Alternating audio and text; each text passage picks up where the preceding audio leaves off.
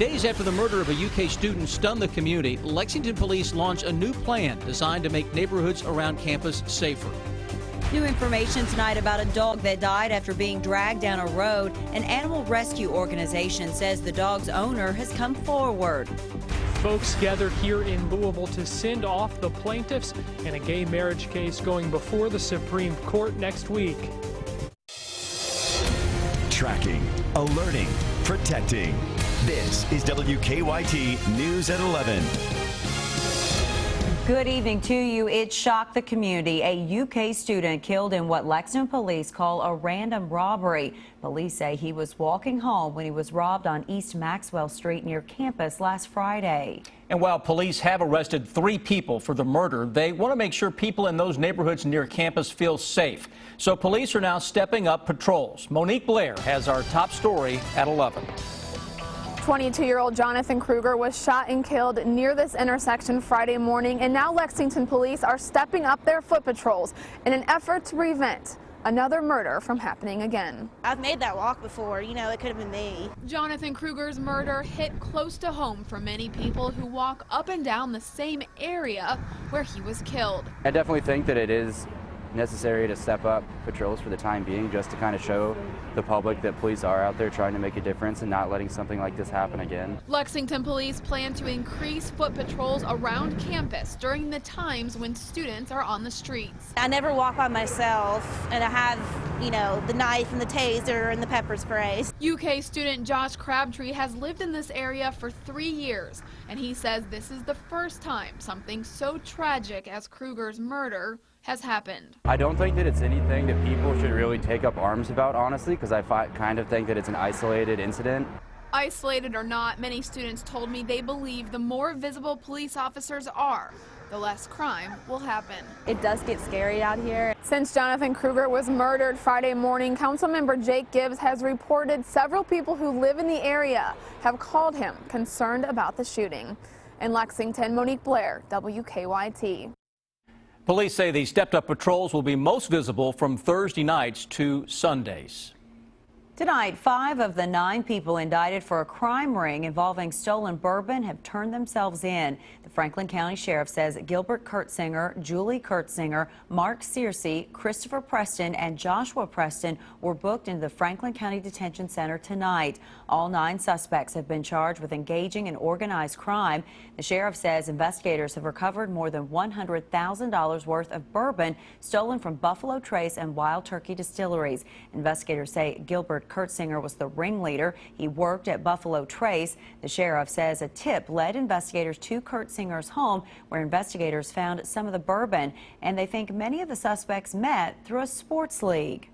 Put Gilbert Kurtzinger here, there's tentacles that go out to these different folks, and that's how they interconnected throughout the state, was friends through softball. The Franklin County Sheriff asked the Kentucky Attorney General's Cyber Crimes Unit to analyze phones and computers that investigators found at Kurtzinger's home, and that helped investigators identify some of the other suspects in this case. And what we were able to find is messages on the cell phones and also on the computer that started tying this case together and started indicating that these suspects were communicating with other suspects, and they were mentioning the bourbon. Investigators say most of the stolen bourbon that's been recovered will still have to be destroyed. That's because its safety cannot be guaranteed. Tonight we have some new information about a dog investigators say died after being dragged down a Laurel County road. Investigators think a truck dragged the dog. The Homeward Bound Rescue Organization said the dog was found in a ditch and later had to be euthanized because its injuries were so bad. Tonight, Homeward Bound told us the dog's owner contacted them and said it was all an accident. The owner claims his son tied the dog to his truck after it went loose, but the owner says he didn't realize the dog was there and drove off with the dog still attached. He says that someone later flagged him down and told him about the dog, so he says he stopped, left the dog in a ditch, and went to work. It rips my heart out to think how much he suffered. He was in excruciating pain and for a lengthy amount of time. Homeward Bound thinks the dog was dragged nearly 2 miles. The organization plans to pursue charges in this case. Tonight, we're tracking a crime alert in Knox County. Police are looking for a man they say robbed a store at gunpoint. State police released this surveillance picture taken during the robbery. They say just before 7 o'clock tonight, the man you see right here robbed the dollar store in the Flat Lick community. After taking some money, they say he drove off on a four-wheeler. Police say the robber is about 5'9" and 350 pounds. He was wearing a dark mask and dark clothing. Some cooler than normal air is moving into the bluegrass, and it could have a frosty feel later this week. Chief Meteorologist Chris Bailey has an early look at your forecast. How about that, Chris? Yeah, it's something we talked about last week. And to get to that frosty feel, we have still some showers to go through as a cold front makes its way into the area over the next roughly 12 to 18 hours. Here is your live first alert defender as of now, and look at the shower increase across the southern half of the bluegrass state. This little round is what we were tracking for you tonight at 6 o'clock, coming out of Missouri into western Kentucky in the form of thunderstorms of all things. No thunder and lightning right now, but some gusty winds and some locally heavy downpours with this band of rain that is now working across Columbia, through Campbellsville, onto the north and northeast. That's heading through Liberty. Some on and off showers here into Somerset, Mount Victory, over toward London, and a little farther to the north now. Steadier rains are coming down Lancaster with some gusty winds heading into Berea. Richmond looks like the heaviest will pass just to our south. That stretches back into parts of Boyle County as well. Lexington Metro, for the most part, kind of on the outside looking in, or should I say looking south. Additional showers and storms trying to pop into western Kentucky, though. This is a little round of some rain into parts of Missouri and Illinois right now that tomorrow morning will be right on top of central and eastern Kentucky with a chance for some showers and maybe a rumble of thunder. Temperatures behind that with a little afternoon sunshine only getting into the upper 50s. Guys, when I come back in a little bit, he says, we'll track a very ugly weather pattern that does include the frost potential. Some frightening moments for a Johnson County Sheriff's deputy. He says a tree fell in his cruiser while he was heading to a call. Deputy Richard Salyer says he was responding to a house alarm yesterday afternoon when the tree fell along Highway 1092. It crushed the passenger side of the cruiser. Just driving along, we just with my own thoughts, and all of a sudden it was like a bomb went off, and took me a few minutes to really figure out what had happened, because I mean, I was thinking explosion or gunshot or something like that. Deputy Salyer had a small bruise near his eye, but otherwise he wasn't injured. As for the damaged cruiser, the sheriff's office is waiting to hear from the insurance company before deciding what to do. Another falling tree crushed an SUV outside a Lexington house today. It happened this morning on Winding Wood Place in the Heartland neighborhood. No one was injured. A student says he was about to get in the SUV and drive to school, but his mother stopped him to tell him something. Moments later, the tree fell. Family thinks gusty winds and the rain-soaked ground both played roles in causing that tree to fall. Next week, the U.S. Supreme Court will hear arguments over same-sex marriage bans in Kentucky and 3 other states. Some Kentucky couples will be among those in Washington. They've filed a lawsuit hoping to have same-sex marriages recognized in the Bluegrass state. Tonight, they gathered in Louisville for a community send-off event. Our Garrett Weimer has the story new at 11. Greg Burke and Michael DeLeon met when they were students at UK.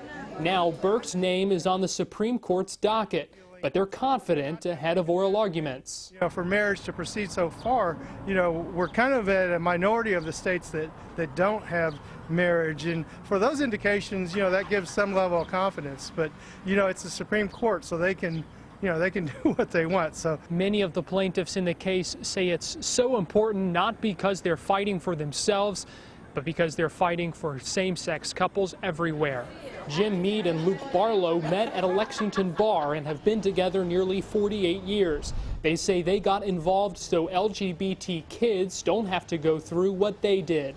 I'm a 3-time suicide survivor when I was at Bryan Station, and I said, we're losing so many kids today to suicide. This is something that you and I need to do.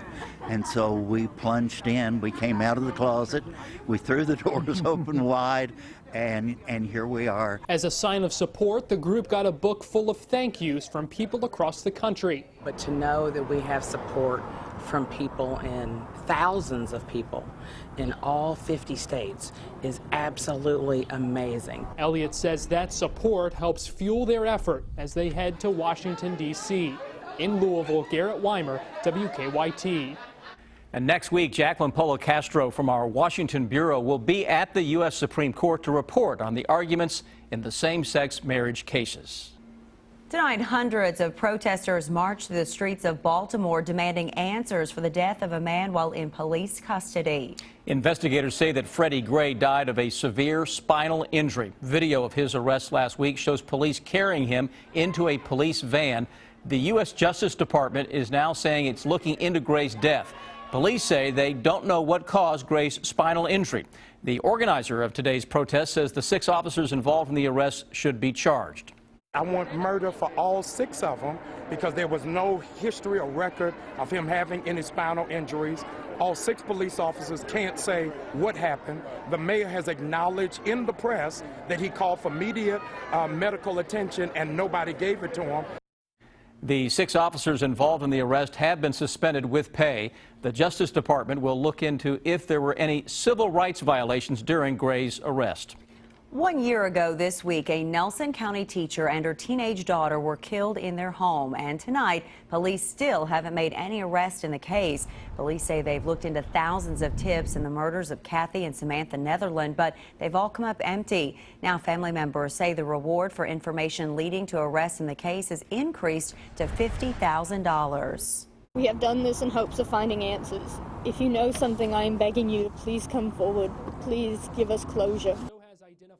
Police have been looking for a black Chevy Impala that was seen driving away from the home around the time of the murders. Tonight, the people who run Bluebell think they're getting closer to figuring out how listeria got into their manufacturing lines. Yesterday, the ice cream maker recalled all of its products after the bacteria was found in some of them. Bluebell now has a team of microbiologists looking at all of its manufacturing facilities, and the company plans to test all products before sending them out to retailers. Today, the Fayette County Health Department went to stores around Lexington making sure Bluebell products were not on these shelves. A man who escaped from a North Carolina prison nearly 40 years ago is now back in custody here in Kentucky. The Franklin County Sheriff's Office says Clarence David Moore turned himself in yesterday. He'd been living in Frankfort in recent years. The sheriff says Moore turned himself in because he's in bad health and needed medical assistance from the government. Police say Moore was serving a theft sentence in North Carolina when he escaped from prison during the 1970s. Coming soon to downtown Lexington, a new movie theater that would include the largest movie screen in the state. Developers unveiled plans today for the proposed theater at the corner of South Broadway and High Street. This is a rendering of what it would look like. According to our news partners at the Herald Leader, plans call for one of the movie screens to be 100 feet wide. The complex would also include a sports bar, bowling alley, and laser tag. Developers hope to have the complex finished sometime next year. Now that sounds pretty cool. Sounds impressive. Yeah.